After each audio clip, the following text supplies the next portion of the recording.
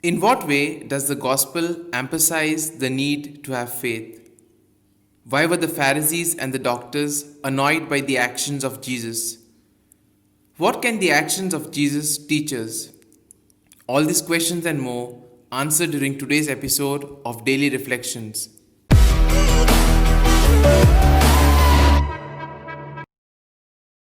Sitting down, Jesus taught.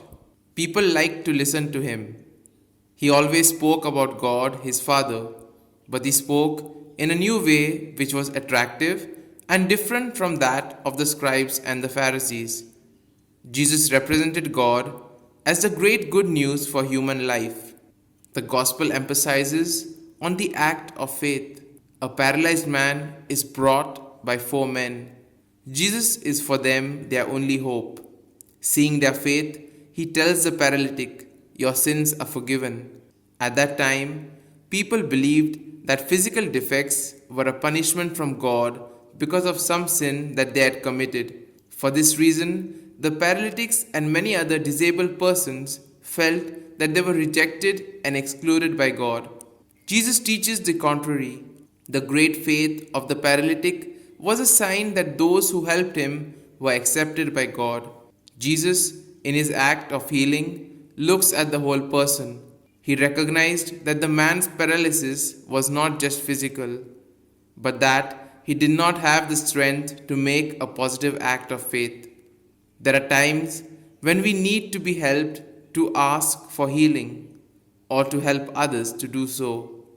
It was the faith of his friends and not the paralyzed man's own faith to which Jesus responded. When we forgive and when we are forgiven, a crippling burden is lifted from our shoulders. We can then, like the man in this episode, rise and walk. We then see the reaction of the doctors. The affirmation of Jesus did not coincide with the idea which the doctors had of God. For this reason, they react. He is talking blasphemy. According to their teaching, only God could forgive sins, and only the priest could declare that a person was forgiven and purified. How could Jesus, in their eyes, a simple layman, ever declare that the paralytic was forgiven and purified for his sins? And then, if a simple lay person could forgive sins, the doctors and the priests would have lost their function. This is why they react and defend themselves. The Pharisees and the scribes did not miss the implication of Jesus' action. He was implying that God's power to heal and forgive sin was made manifest in his own words and deeds. Jesus then justifies his action. Jesus says to the paralytic, "Get up and walk." He cures the man.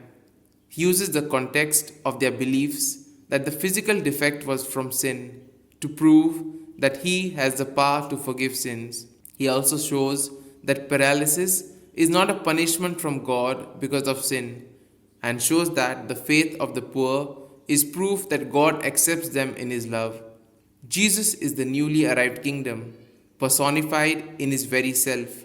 Not only has he the power to cure the paralyzed man, he also lays claim to forgive the sins of man, and this requires nothing less than God's own power.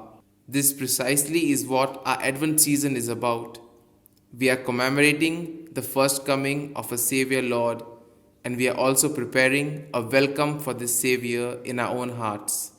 Here are some points for our personal reflection.